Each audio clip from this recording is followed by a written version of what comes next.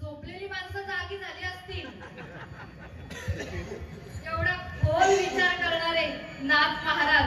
अहो कीर्तनात लोक झोपी जातील, पण भारुडामध्ये ताट बसून महाराज भारुडा ऐकतील ना.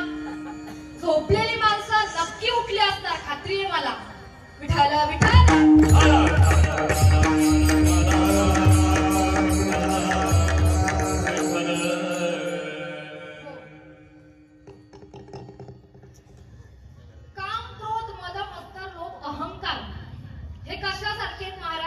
येडक्यासारखे. यांना कोणी कोणी धडक मारली. धडक मारली शंकरा, केला ब्रह्मयाचा.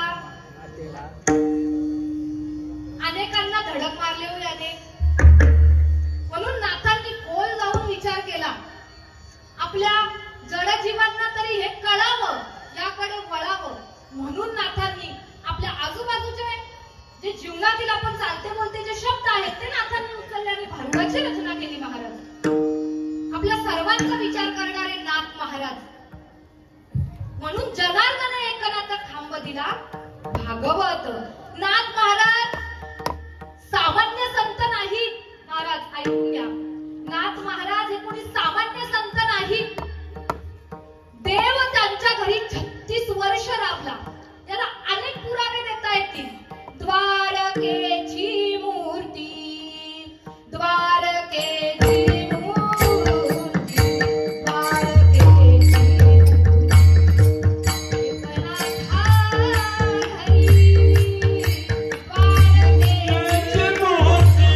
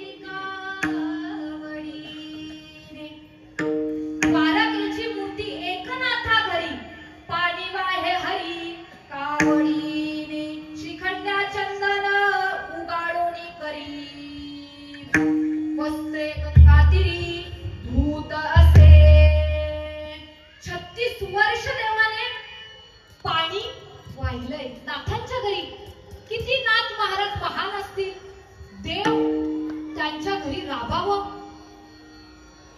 सगळी कामं केली याने, किती राबलाय हा.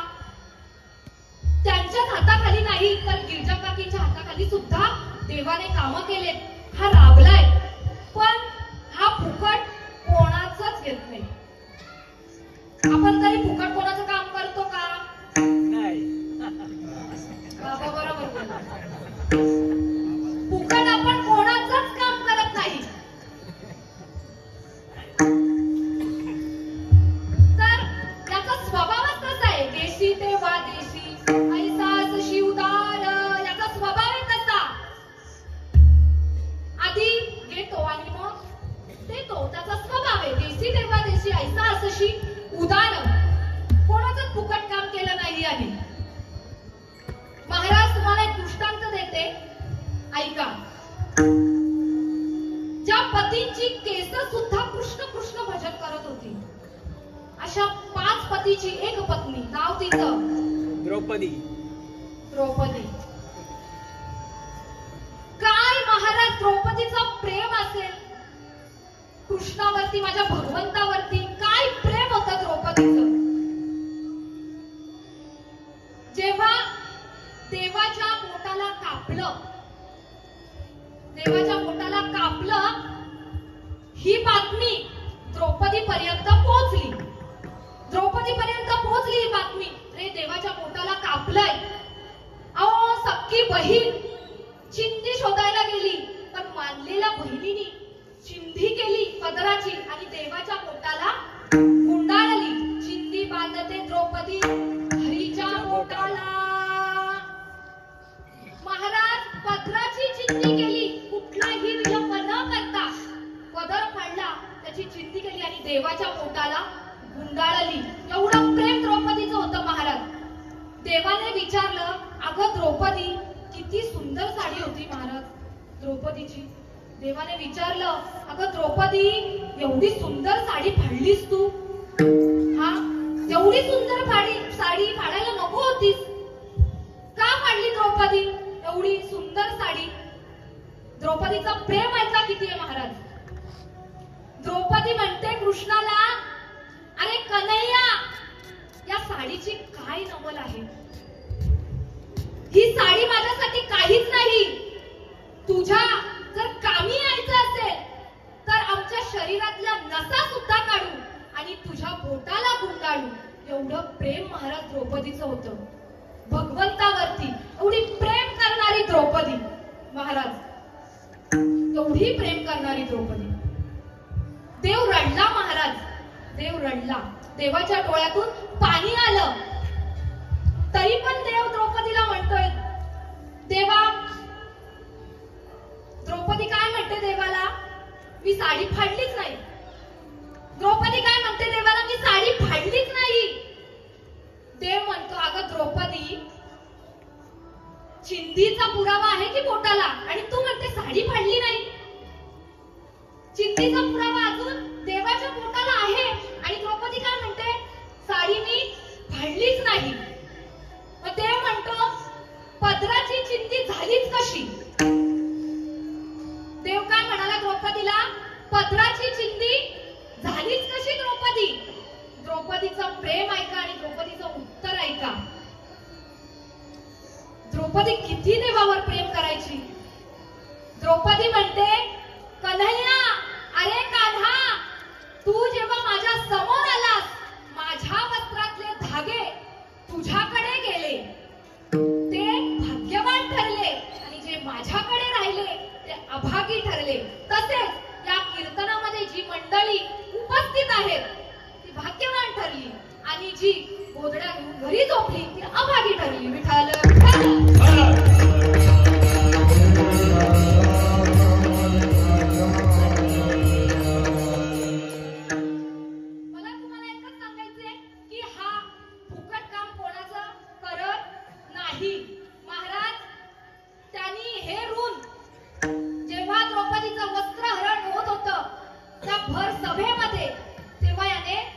साड्या पुरवल्या की नाही? कारण हे आहे की हा फुकट काम कोणाचं यायचं होतं. वस्त्रे हरणे वस्त्रे कैसी धारी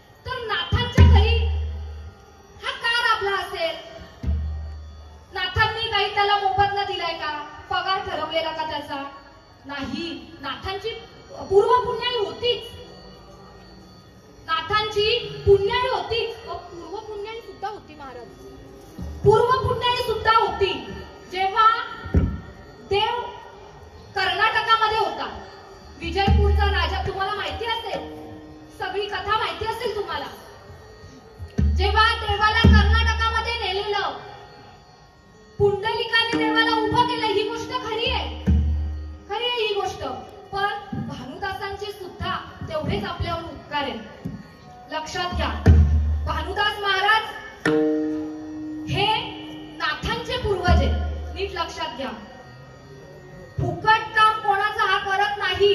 नाथांच्या घरी राबला 36 वर्ष. जेव्हा कर्नाटकामध्ये देवाला नेलेलं ना, तेव्हा भानुदास महाराजांनी कर्नाटकामध्ये जाऊन देवाला परत आणलं आणि विटेवरती उभं केलं. आज आपण ज्या पांडुरंगाचं दर्शन घेतो ना पंढरपूरमध्ये, ते भानुदास महाराजांच्यामुळे. कर्नाटकामध्ये होता देव, विजयपूरच्या राजाने त्याला कर्नाटकामध्ये नेलं. भानुदास बाबांनी वारकऱ्यांना गोळा केलं आणि देवाला कर्नाटकामधून परत आणलं. जेव्हा देव पंढरपूरमध्ये नव्हता तेव्हा वारकऱ्यांचा अतिशय दुःखमय वातावरण पंढरपूरमध्ये. अहो देवच नाही, काय करणार? वारकरी हतबल झाले महाराज. वारकरी हतबल झाले. एकदम दुःखमय वातावरण पंढरपूरमध्ये निर्माण झालं. मग भानुदास महाराजांनी देवाला पंढरपूरमध्ये दाखल केलं, विटेवर उभं केलं. आणि हे समजलं बरोबर देव पंढरपुरामध्ये दाखल झाला आणि वारकऱ्यांच्या चेहऱ्यावरती आनंदाचं वातावरण महाराज निर्माण झालं. त्या ठिकाणी नाचू लागले, गाऊ लागले महाराज. पताका फडकू लागल्या, हंडे उचलू लागले, तुळशी डोळायला लागल्या. काय तो आनंद पंढरपुरामध्ये साजरा झाला महाराज देव आल्याबरोबर. देव पण नाचू लागला महाराज वारकऱ्यांच्या सोबत. देव रडला हो अक्षरशः. या आनंदाला मुकलेला ना तो, आनंदाला मुकलेला तो. म्हणून नाथ महाराजांचे अत्यंत उपकार आहेत महाराज आपल्यावरती. तर देवाने नाथ भानुदास महाराजांना सांगितलं, भानुदास महाराजांना सांगितलं, तू मला पंढरपूरमध्ये आणलंय ना, पुढच्या जन्मात तुझ्या वंश वेळेमध्ये मी तुझ्या घरची काय करेन, चाकरी करेन, हा शब्द दिलाय. तर त्याने 3 तप हे नाथ महाराजांच्या काळामध्ये पूर्ण केले. 3 तप. एक म्हणजे चक्रपाणी महाराज, सूर्यनारायण महाराज आणि भानुदास महाराज. त्यावेळेला त्याने शब्द दिलेला, पण त्याने एकनाथ महाराजांच्या काळात हा शब्द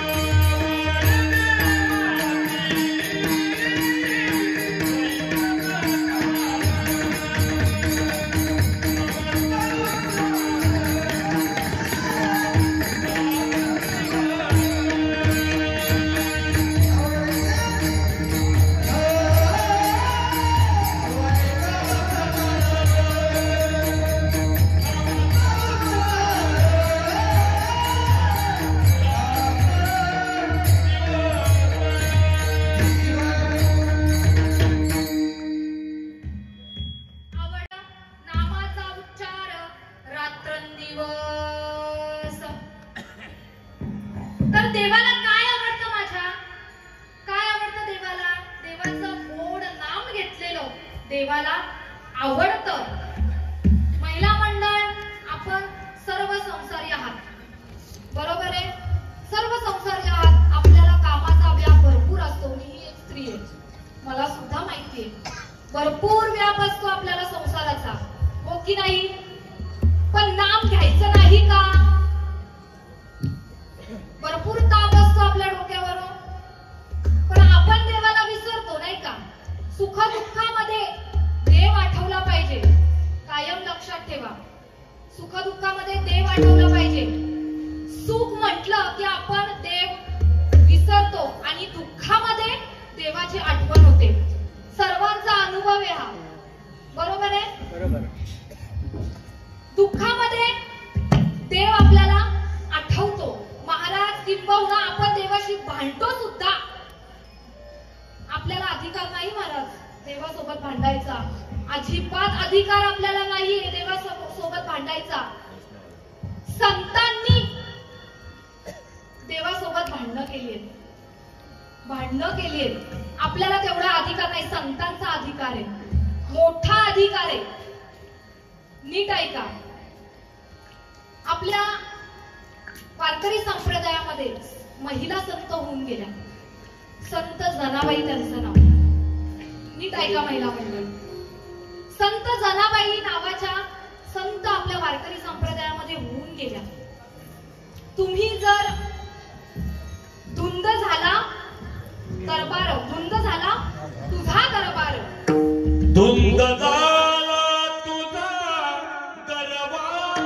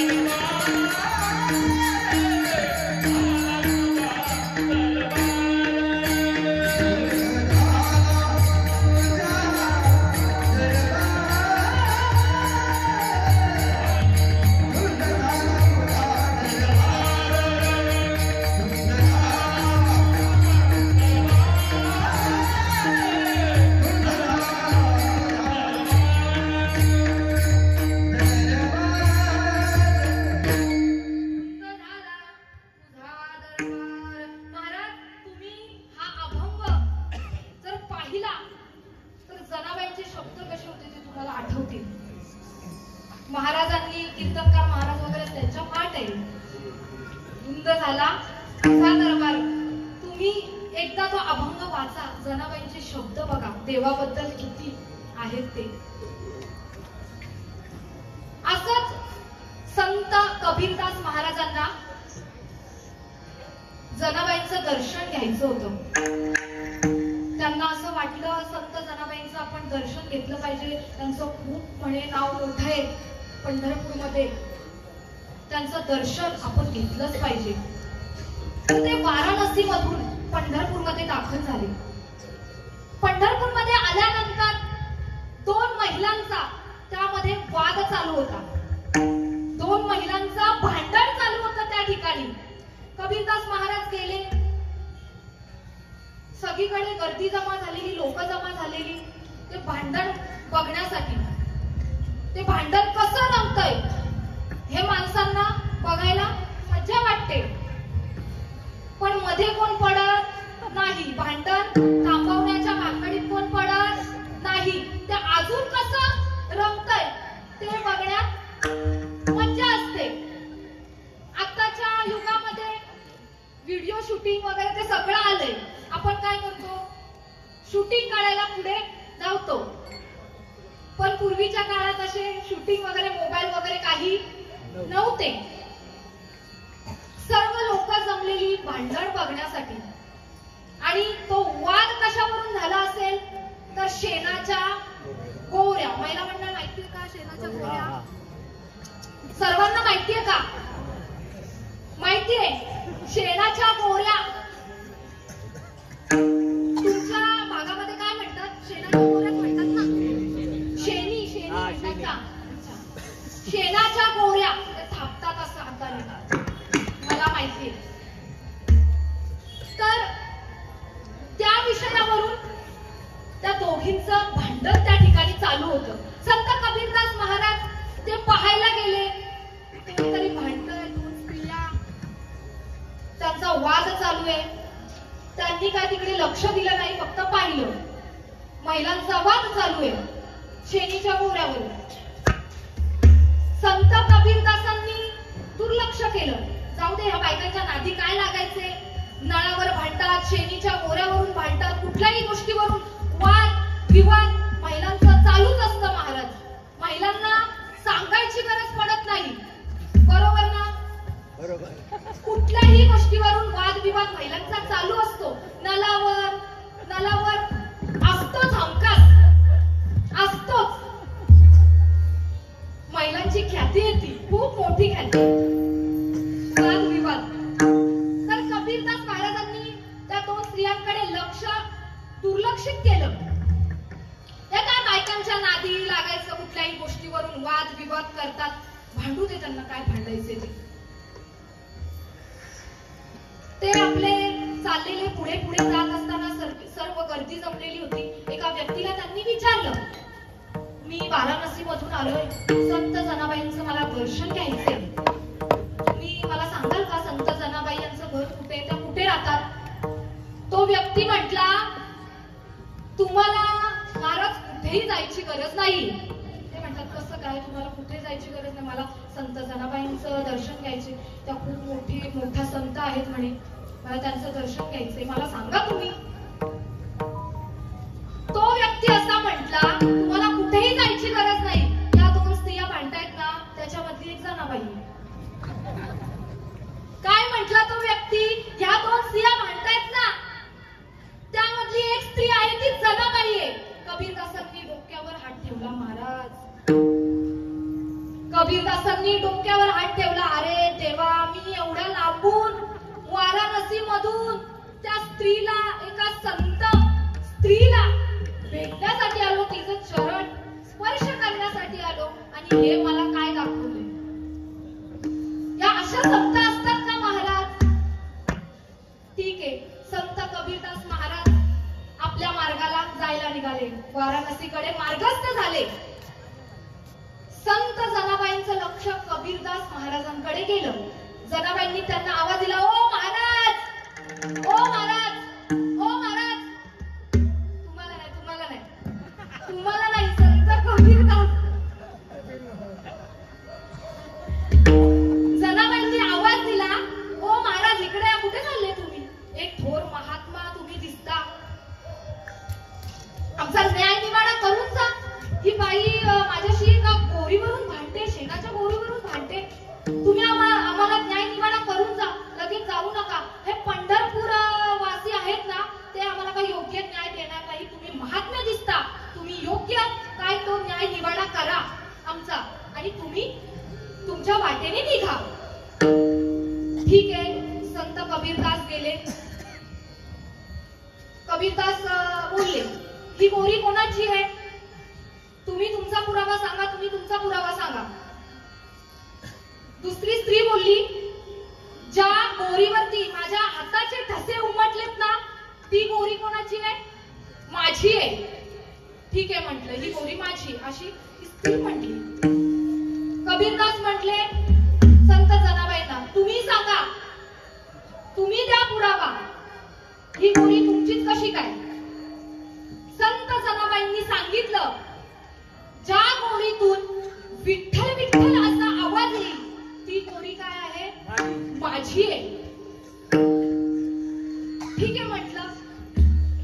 संत कबीरदासांनी ती गोरी उचलली आणि आपल्या कानाला लावली आणि महाराज चमत्कार असा झाला की त्या गोरीतून विठ्ठल विठ्ठल असं नाव ती गोरी बोलू लागली. महाराज एवढं महात्मा जनाबाईंचं आहे, लक्षात घ्या. तिने काय घेतलं महाराज? नाम घेतलंय, नामस्मरण केलंय. संतांनी आयुष्यभर नामस्मरण केलंय, रात्रंदिवस नामस्मरण केलंय. तर नाथांनी सांगितलं आपल्याला की नाम घ्या, देवाला काय आवडतं हे तुम्ही करत जा, रात्रंदिवस त्याचं भजन करत जा. अहो काय लागतं हो देवाला? तो म्हणतो मला निष्ठेने फक्त नमस्कार करा, मला काही नको. पण आपण फक्त दुःखात देवाला आठवतो, दुःख आलं की देव आपल्याला आठवतो. तर पोरांचं कसं असतं, एक्झामच्या वेळेस, परीक्षेच्या वेळेस गणपतीचं मंदिर असू द्या, मारुतीचं मंदिर असू द्या, तेव्हा मला पेपर सोपा जाऊ दे एवढ्या पुरतीच देव आठवतो. मुलांना आठवतो की नाही? आठवतो ना? आठवतो. तर त्याला माहिती आहे माझ्याकडे येणारे सगळे व्यापारी आहेत महाराज. त्याला माहिती आहे माझ्याकडे सगळे येणारे व्यापारी आहेत. फक्त संतच माझं योग्य ते नामस्मरण करू शकतात. पहिली आवड संतांनी सांगितली की नाम घ्या. तर दुसरी आवड काय सांगितली? अभंगाच्या दुसऱ्या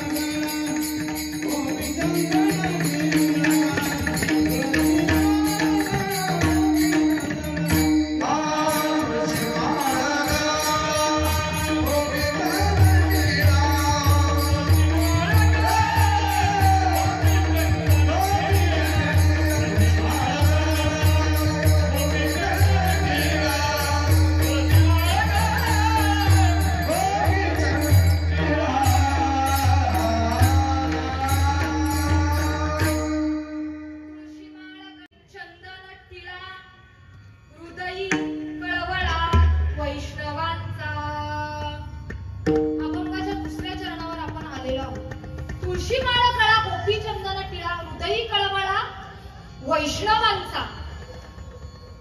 प्रत्येकाची आवड महाराज वेगवेगळी आहे. संतांची आवड वेगळी, देवाची आवड वेगळी, जडजीवांची आवड वेगळी, पशु पक्ष्यांची आवड सुद्धा वेगळी आहे महाराज. पशु पक्ष्यांची आवड सुद्धा वेगळी आहे. ज्ञानोबाराय आपल्याला सांगतायत पशूंची आवड काय आहे ती. एका ओवीतून आपल्याला सांगतायत ज्ञानोबाराय. पाहे पा दूध पवित्र आणि गोड, पासी पचीची पदरा आड, परिते भेरुनी गोचीड, अशुद्धची सेवी. एखादा गोचीड असतो, गोचीड जो गायीच्या स्तनावर बसलेला असतो. तो काय करत असतो? गायीच्या स्तनाचं जे रक्त आहे ते सेवन करत असतो. गोचीड माहितीये ना सगळ्यांना. गायीच्या स्तनावर बसतो. तो काय करतो? रक्त सेवन करतो. पण ते गायीचं दूध किती पवित्र आहे आणि किती गोड आहे ते त्याला माहित नसतं. तर त्याला काय आवडतं? ते रक्त शोषण्यात त्याची आवड आहे. ते त्याचं अज्ञान आहे महाराज. ज्ञानोबारायांनी पहा ना किती खोल जाऊन विचार केलेला आहे महाराज. त्यांचं कसं लक्ष गेलं असेल, किती ओवी जागृत झाली असेल त्यांच्या मुखातून. विचार करण्यासारखी गोष्ट आहे महाराज. ज्ञानोबारायांचे फार उपकार आहेत महाराज आपल्यावरती. खूप उपकार आहेत महाराज ज्ञानोबारायांचे. आधी करून सर्व संतांचे आपल्यावर उपकार आहेत. सर्व संतांनी आपल्याला नामच घ्यायला सांगितलंय. दुसरं काही करण्याची गरज नाही, कोठे जाण्याची सुद्धा गरज नाही. काहीचा पैसा करा एक चित्त आवडी आनंद आळवावा. आपल्याला कुठेच जायची गरज नाही, राणावनात जायची गरज नाही, कुठेच जायची गरज नाही, कुठेच जायची गरज नाही. देवाला जे आवडतंय ना ते करा. नाम स्मरा. आधी काय नाम घ्यायला सांगितलंय आपल्याला, फक्त नामस्मरण करा. नाथांनी दुसरी आवड सांगितली ती तुळशी माळ गळा गोपी चंदन टिळा. पवित्र तुळशीची माळ गळ्यामध्ये अर्पण करा. महाराज माळ घातलं आणि वारकरी झालो असं नाही. ते आचरणात यावं लागतं. आचरणात यावं लागतं. एवढी साधी गोष्ट नाहीये ती महाराज. वारकरी होणं साधं नाही. आपण बघतो आषाढी कार्तिकीच्या वारीला बहुतेक तरी पुण्यामध्ये असे आपल्याला तरुण दिसतात. तरुण दिसतात. ते फक्त दाखवण्यासाठी आपलं मी वारकरी आहे, वारकरी आहे, गळ्यामध्ये टपोऱ्यांची माळ घालणं, ते गंध टिळा लावणं मोठा. आपण पाहतो ते टाळ घेणं, वाकडं तिकडं नाचणं, ते आपण वारीमध्ये पाहतो. कुठलाही अभंग म्हणणं त्याला वारकरी म्हणतात का? नाही. वारीमध्ये ज्ञानोबारायांच्या जेव्हा पालखी सोहळ्यामध्ये आपण जातो त्या वारीमध्ये पाठातलेच फक्त अभंग घ्यायचे, बाकी कुठलेही अभंग घ्यायचे नाहीत. आपण संप्रदायाच्या नियमानुसार चालणं गरजेचं आहे. लक्षात घ्या, संप्रदायाच्या नियमानुसार चालणं गरजेचं आहे महाराज. काही काही वारकरी असे असतात की कुठलाही अभंग कुठेही सोडतात महाराज. बहुतेक वेळा तुम्हाला सुद्धा अनुभव आला असेल. वारीमध्ये अनेक चालणारी मंडळी आहेत या ठिकाणी, तुम्हाला सुद्धा अनुभव आला असेल. मालिकेतलेच अभंग घ्यावे वारीमध्ये. हा वारकरी संप्रदायाचा नियम आहे महाराज. तर तुळशी माळ गळा गोपी चंदन टिळा हृदयी कळवळा वैष्णवांचा. हे वारकरी संप्रदायाचं बाह्य रूप आहे. वारकरी संप्रदायाचा बाह्य शृंगार आहे हा. तुळशी माळ गळा ही गोपी चंदन टिळा. गोपी चंदन टिळा असं का म्हटलंय? गोपी चंदन टिळा ऐका. एके दिवशी देवाचं डोकं दुखायला लागलं. डोक्याचा दाह सुरू झाला देवाच्या. सर्व देवाच्या पत्नी आल्या. रुक्मिणी आईसाहेब आल्या. रुक्मिणी आईसाहेबांना विचारलं, देवा काय होतंय तुम्हाला? देव म्हणतो, माझं डोकं दुखतंय रुक्मिणी, खूप माझं डोकं दुखतंय. वैद्याला वैद्याने चेक केलं, सर्व नाडी तपासली. आपण डॉक्टरांकडे जातो, पण आपल्याला काय झालंय हे आपल्यालाच सांगावं लागतं. खरंय का? बरोबर. इथे कोणी डॉक्टर वगैरे नाही ना कोणी. आपल्यालाच सांगावं लागतं काय झालंय ते. पण पूर्वीचे वैद्य असे होते महाराज, त्यांना लगेच कळायचं देवाला काय झालंय काय नाही. घरचे उपचार सुद्धा महाराज चालू झाले. वैद्यांना बोलवण्यात आलं, काही फरक नाही. देवाचं डोकं दुखायचं थांबेना. काय करावं सगळीकडे ही माहिती पसरली. शेवटी नारद मुनी अवतरले.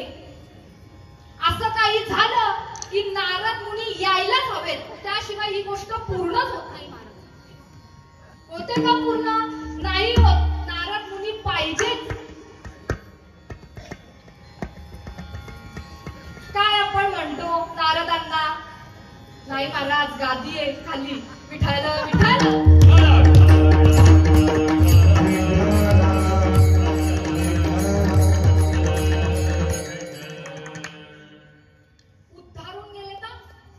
उद्धारून गेले काही संत नारदांच्या ऐकण्याने. देव सुद्धा, एवढी नारदांमध्ये शक्ती होती महाराज. नारदांना बोलवण्यात आलं. देवाचं डोकं दुखतंय, नारदांना कळालं. नारदांनी सांगितलं काहीतरी घोटाळा दिसतोय, काहीतरी गडबड आहे. तुम्ही सर्व बाहेर जा, मला देवाशी एकांतात बोलायचे. सर्व बाहेर गेले. नारद मुनी कक्षेमध्ये आले देवाच्या. देवाला विचारलं, देवा काय होतंय तुम्हाला?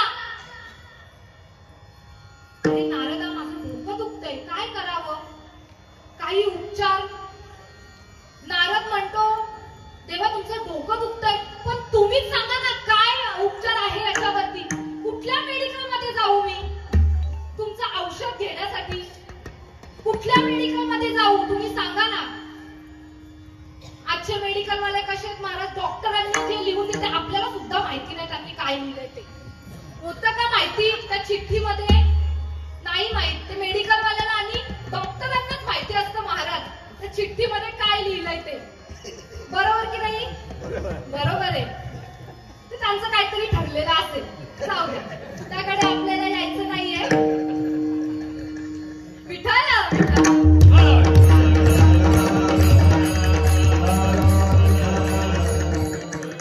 मेडिकल वाले पण आहेत का इथे? आहेत का? असू द्या, ठीक आहे. तर नारद मुनी देवाला सांगतात, तुम्ही सांगा काय उपचार आहे याच्यावरती. देवाने सांगितलं नारदांना, नारदा, ज्या भक्ताच्या पायाची माती जेव्हा माझ्या कपाळाला लागेल तेव्हा माझं डोकं दुखायचं बंद होईल, माझा दाह थांबेल त्या ठिकाणी. ठीक आहे. नारद म्हटले ठीक आहे, एवढंच आहे ना, आत्ता जातो आणि तुमचा जो काही औषध आहे ना तो घेऊन येतो. रुक्मिणी देवीपाशी गेल्या. रुक्मिणी आई साहेब असतात ना, त्यांच्यापाशी गेले नारद. रुक्मिणी आई साहेब नारदांना म्हटल्या, देवाचं डोकं दुखतंय, काय करावं? नारद मुनी म्हणतात, अहो औषध सापडलं ना. रुक्मिणी आई साहेब म्हणतात, कसं?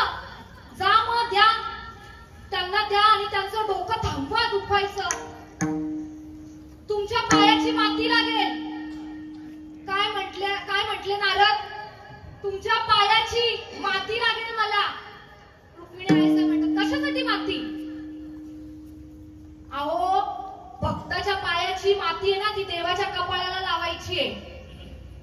नारद मुनी माती घेण्यासाठी खाली वाकले.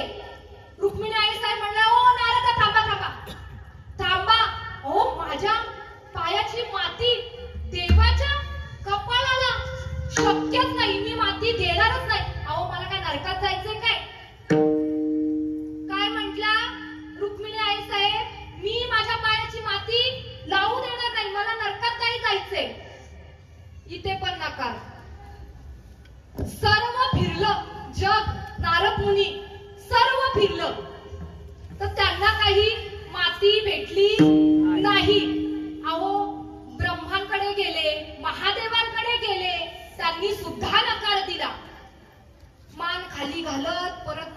देवापाशी गेले. देवा कोणी माती देईना हो. सगळे म्हणतात देवाच्या आमच्या पायाची धूळ माती जर देवाच्या डोक्याला लावली तर आम्हाला नरकवासात जावं लागेल, आम्ही नाही देणार माती. असं सगळ्यांचं उत्तर आलं महाराज. देवाने सांगितलं ठीक आहे, तू फिरलास ठीक आहे, जाऊ दे. तू वृंदावनामध्ये गेलाय का? काय म्हटला देव? नारदा तू वृंदावनामध्ये गेलास का? नारद म्हणतात नाही गेलो मी वृंदावनामध्ये. अरे मग जा वृंदावनामध्ये, तिथे काहीतरी प्रयत्न कर, औषध भेटला तर भेटेल तुला. नारद तसेच वृंदावनाकडे धाव घेतली. नारदांनी धाव घेतली. वृंदावनामध्ये आले नारद आणि गोपींनी त्याला पाहिलं. गोपींनी नारदांना पाहिलं. आनंदित झाल्या गोपिका, सर्व नाचू लागल्या. त्यांना असं वाटलं नारद आले, देव सुद्धा आपल्याला भेटायला आलाय असं वाटलं गोपींना. तर त्याने सांगितलेलं ना जाताना मी तुम्हाला नक्की भेटण्यासाठी येणार. तर त्यांना असं वाटलं नारद आलेत म्हणून त्यांच्या पाठीमागे देव सुद्धा आम्हाला भेटायला आला असेल. गोपी पुढे गेल्या, नारदांना विचारलं आमचा देव आलाय का आम्हाला भेटायला? नारद म्हटले नाही, त्यांचं डोकं दुखतंय, ते औषध मिळवण्याकरिता मी तुमच्याकडे आलो. गोपी म्हणतात काय औषध आहे आम्हाला सांगा, आम्ही देतो तुम्हाला. ठीक आहे. नारद म्हटले ठीक आहे, तुमच्या पायाची धूळ देवाच्या डोक्याला लावायची. प्रत्येक गवळणींनी नाचणं सुरू केलं मातीवर. काय केलं? नाचणं सुरू केलं. आणि ती टोपली टोपली भरून माती नारदाकडे गेली. नारदाकडे दिली गोपिकांनी. तर नारदांनी घेऊन गेले टोपली टोपली भरून. आणि एक ती गवळण होती, ती हुशार होती त्यांच्यामध्ये.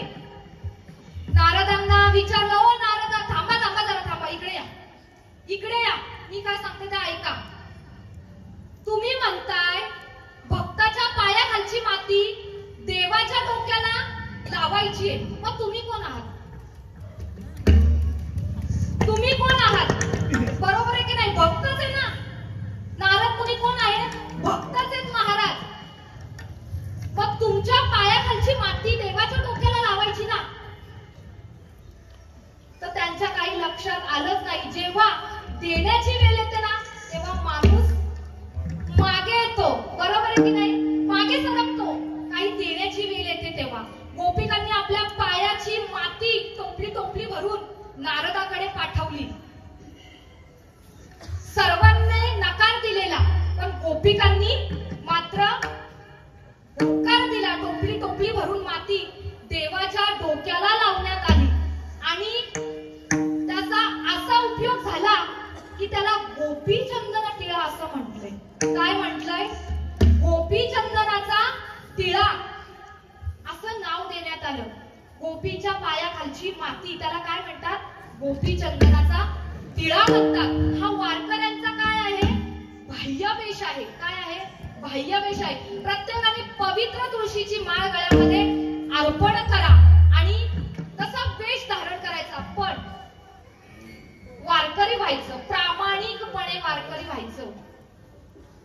देवाविषयी प्रेम असू द्यावं अंतःकरणामध्ये. आवड, नाथांनी पहिली आवड सांगितली नामस्मरणाची. दुसरी आवड काय सांगितली? ती तुळशी माळा गळा, गोपी चंदन टिळा, हृदयी कळवळा वैष्णवांचा. वारकऱ्यांच्या मनामध्ये वैष्णवांविषयी प्रेमाचा जिव्हाळा असणं गरजेचं आहे. ही झाली दुसरी आवड. तिसरी आवड काय सांगितली? अभंगाच्या तिसऱ्या चरणात. आषाढी कार्तिकी पंढरीची वाणी, आषाढी कार्तिकी पंढरीची वाणी, आषाढी कार्तिकी पंढरीची वाणी,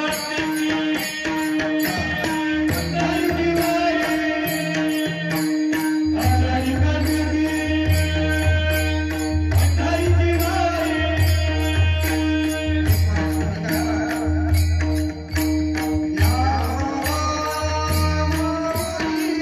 या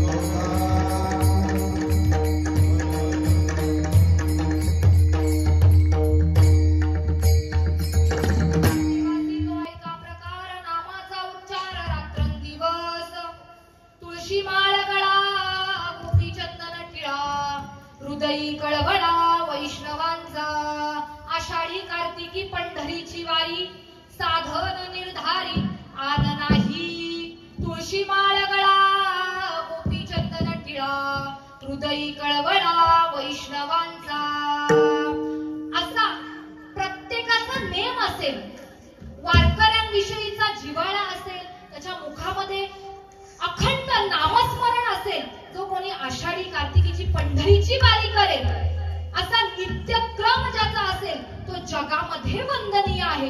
तर शेवटच्या चरणात एका जनाजानी सजा जानी एका जनाजानी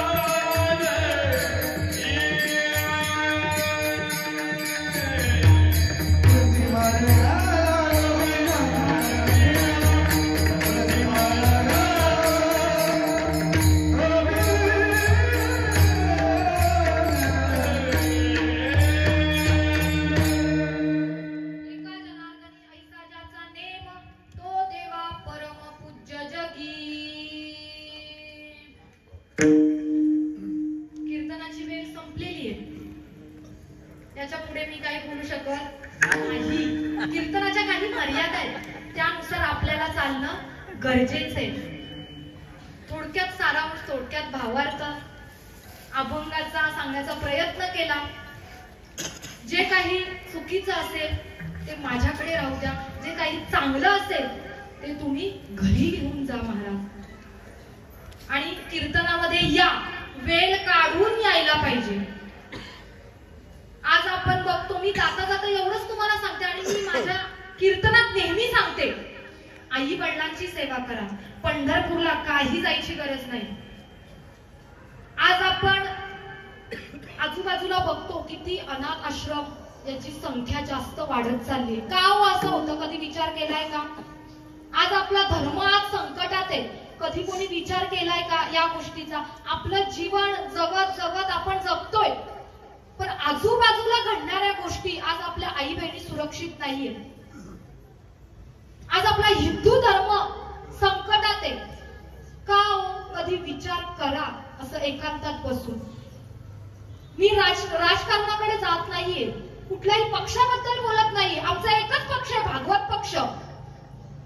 त्या भागवत पक्षाने आम्हाला एवढंच सांगितलंय, धर्माचे पालन करणे, पाखंड खंडन. आम्हाला धर्माचं पालन करायला सांगितलंय, पाखंडाचं खंडन करायला सांगितलंय. हे जी करणे काम, आम्हाला आमच्या पक्षाने हे काम करायला सांगितलंय, धर्माचे पालन. धर्माचे पालन आम्हाला या ठिकाणी आमच्या संतांनी करायला सांगितलं, आमच्या पक्षाने करायला सांगितलंय. आमचा कुठलाही पक्ष नाही, आमचा एकच पक्ष आहे, भागवत पक्ष. वारकरी संप्रदायाचा एकच पक्ष आहे, कायम लक्षात ठेवा, भागवत पक्ष आहे आपला. आणि आम्हाला प्रचार करायला सांगितलाय. कशाचा प्रचार करायला सांगितलाय? नामाचा प्रचार आम्हाला या ठिकाणी करायला सांगितलाय. बीज वाढवावे नाम. अहो, या अभंगावर ना कीर्तन होईल महाराज, धर्माविषयी कीर्तन होईल. कधी योग आला तर नक्की सांगेल. पण आपल्या धर्माबद्दल जागृती बाळगा, धर्माविषयी प्रेम बाळगा. तरुणांना एवढीच विनंती आहे, व्यसनाच्या आहारी मित्रांनो जाऊ नका. तुम्हाला ते व्यसन नाही लागलं पाहिजे, तुम्हाला हरिनामाचं व्यसन लागलं पाहिजे, त्याच्या चरणाचं व्यसन तुम्हाला लागलं पाहिजे. एवढीच सर्वांच्या चरणी विनंती आहे. झालेली सेवा पांडुरंगा चरणी, माऊलींच्या चरणी, माझ्या गुरूंच्या चरणी समर्पित करून सेवेला पूर्ण विराम. जय ज्ञानेश्वर